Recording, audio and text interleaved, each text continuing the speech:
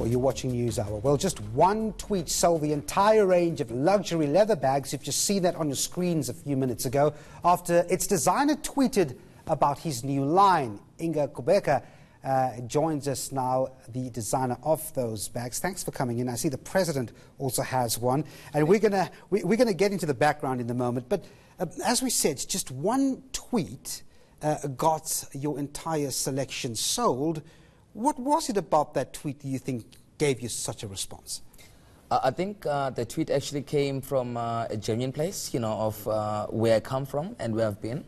The fact that I'm from the village, and now I'm making luxury leather goods, and I'm in one of the most luxurious malls.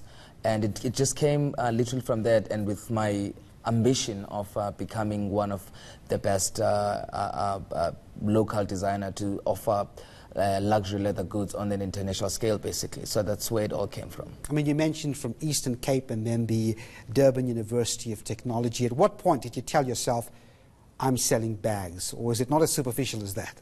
Yeah, well, when I was in the Eastern Cape, I've always wanted to become a designer. I just didn't know, what sort of design, course I wanted to take, because I didn't have that much knowledge. That's when I actually went to DET. That's whereby I discovered there's a course called Arts and Design, which was like sort of a foundation that's going to allow me to enroll into what I initially wanted to study, which is product design. So that's when I fell in love, actually, with design, whereby I started designing things like furniture, wooden bags, and so forth. So that gave me some sort of a foot on the door in as far as design is concerned. That was before I got into the leather bags, precisely.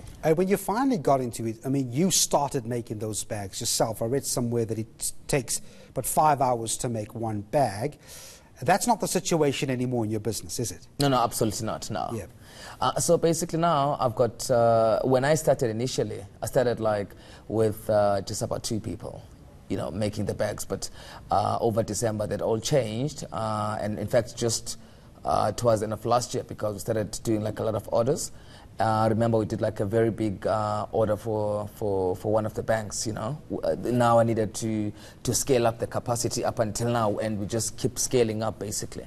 So that's where we are right now, from just taking 5 hours to make one bag to taking 45 minutes to make one bag, basically, depending on the style again. And how did it get to a situation where, we see you on the Forbes list of 30 of the top 30 Africans under 30. At what point did you start getting to make bags for delegates at the World Economic Forum, I see? It must have been a bit of a voyage to get to that stage. Was it overnight? How was it recognized? Quite frankly, it was not overnight, I've been a designer at least for the past 7 years now. And I've been working at it. I mean, from resigning from the company that I started, to starting this new one. This was back in 2012. Yeah, that was back in 2012. Yeah.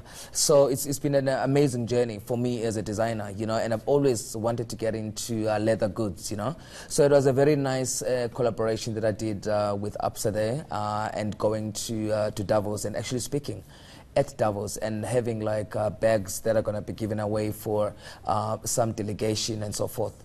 So that was really a nice foot in the door for me as a designer, and as an entrepreneur as well, because I actually got to speak to, engage a lot of people, at the executive level, about my work, and also just asking me about my future plans and so forth. So it's been an amazing journey so far as a designer. And before I let you go, I mean, the key ingredient that really got you into a space that you find yourself into now, what is it? And of course, it's always open doors. I mean, there are barriers in a business like this. What were they?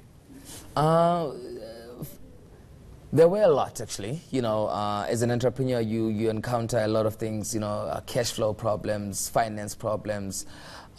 It's just the reality of being an entrepreneur and running the business on its own. But I'm very fortunate right now, because I I don't have to do some of the things anymore, you know.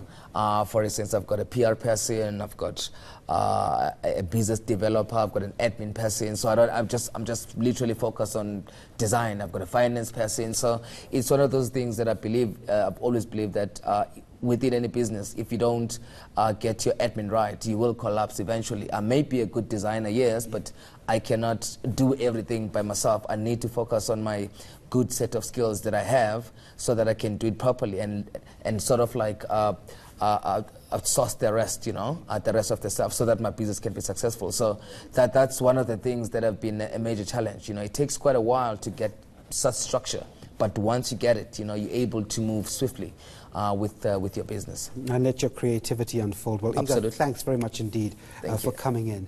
That was Inga Kubeka making waves with his bag range.